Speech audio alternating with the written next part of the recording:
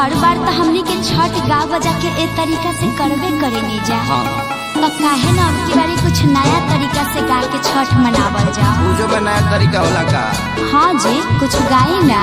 पहले तो ही शुरू कर। हाँ तो सुने। पेन्हिना बलमा जी पियरिया, चली छपारा के घा,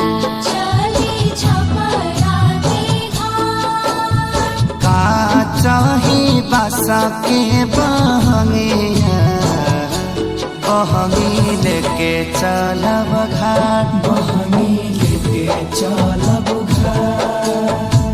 काजी पुरान के नियन गावे लगनी, तनी डीजे में गाई। डीजे में रॉयल डीजे अशोक राज अशोक। पेन्हिना बलमा जी पियरिया, ए जी पेन्हिना बलमा जी पियरिया, चली छपारा के घाट, चली छपारा के घाट। का चाही बासा के बहंगिया, बहंगी लेके चलब घाट, बहंगी लेके चलब घाट। ए अम्मा जी तनी रौरो नाची। बाट जे पूछेला बटोहिया, बाट जे पूछेला बटोहिया, ई दल के करा के जा, ई दल के करा के जा। तू तयार हवे रे बटोहिया, तू तयार होइबे रे बटोहिया। ई दल छठी माई के जय, ई दल छठी माई के जय।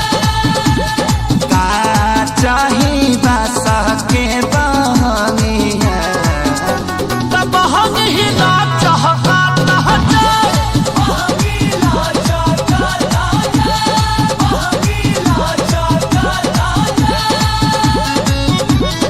Royal DJ Ashok Raj Ashok. करीना सासू आमा जी तैयारिया, अर्घ के बेरा बीतल जा, पेन्ही नारी सबके पापा पियरिया, दौरा घाटे पहुँचा,